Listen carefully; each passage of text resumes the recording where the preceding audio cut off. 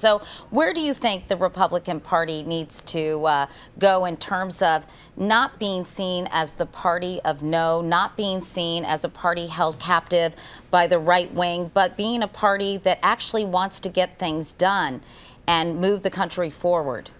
Well, actually, just shortly before the president's news conference tonight, Eric Cantor's office made a big announcement that they're starting a new initiative where they're going to be traveling around the country. Jeb Bush is going to be involved. Newt Gingrich is going to be involved. John McCain, Bobby Jindal, a lot of the leading Republican thinkers are going to be involved in this effort where they're going to travel around the country. I think their first event is going to be this weekend in Northern Virginia, where they're going to talk about Republican ideas and then listen to the people. I think they're going to try to get outside the Beltway, look for new ideas, and really let it be a bottom-up approach to governing. Nobody in the House, in terms of the Republicans, supported the stimulus package, or in this case, what now it's being called the Recovery Act. Only three Republican senators.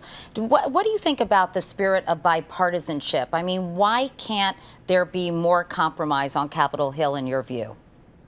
Well, I think that the Republicans did offer alternatives. And in fact, Paul Ryan, who you had on earlier, had an alternative stimulus plan and then later had an alternative budget plan. And, you know, frankly, President Obama didn't need Republican votes. They were able to pass it with the Democrats. And in fact, a couple of Democrats came over and joined the Republicans. There was bipartisan opposition to the stimulus bill, but no bipartisan support of the stimulus bill. But, you know, I think the Republicans are eager to work with the president. That's part of what Eric Cantor's new initiative is all about, is looking for new ideas that we can take to the governing party. And hopefully they'll think they're good ideas and work with us on them. You know, Lamar Alexander talked about being taken to the woodshed in the last election, and he said the smartest thing you can do, if that's the case, is figure out why you were taken to the woodshed and what you need to do to get out of it. So let me ask you for a moment of introspection in terms of what the Republican Party may need to do to attract more people, because, as you know, membership is declining, and some people like Arlen Specter and Olympia Snowe are growing increasingly disillusioned. So what do you think needs to happen? Well, I think the first thing we need to do is get back to our principles. And Paul Ryan, who you had on earlier, is really a champion of that. And I'm glad you had him on, because he's really leading the way and getting us back to fiscal responsibility. I think that was always the central tenet of our party, and we lost our way over the last couple of years. But now we're coming back to it, and I think President Obama has actually given us an opening, but with all of his profligate spending. I think a lot of people, if you look at the poll numbers, a lot of Americans are very worried about the runaway deficits, and doubling the debt in 5 years and tripling it in 10 years. I think that creates an opening for Republicans to get back to the basics, get back to being fiscally responsible. That's what our message has been over the last couple months. It's going to take time to build back that credibility, but fortunately we have time.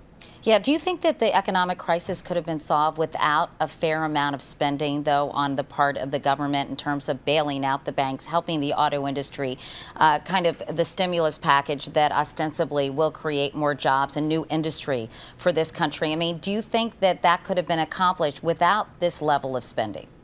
I think Republicans did think that there needed to be some sort of a fiscal stimulus package. I think we wanted to see it on the tax side, that is giving money directly back to people rather than giving it to government to spend.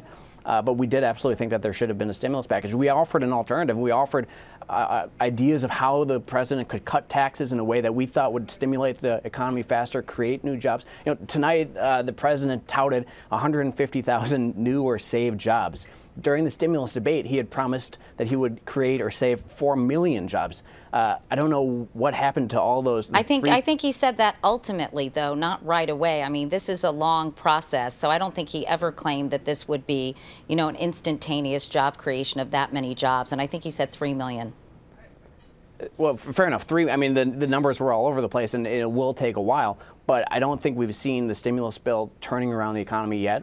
And the whole point is that if the stimulus had been on the tax side, as a lot of Republicans had proposed, that money would have gotten out the door a lot faster, in the sense that families would have been saving more of their paychecks starting immediately and able to spend more of their money immediately, or pay down their own personal debt.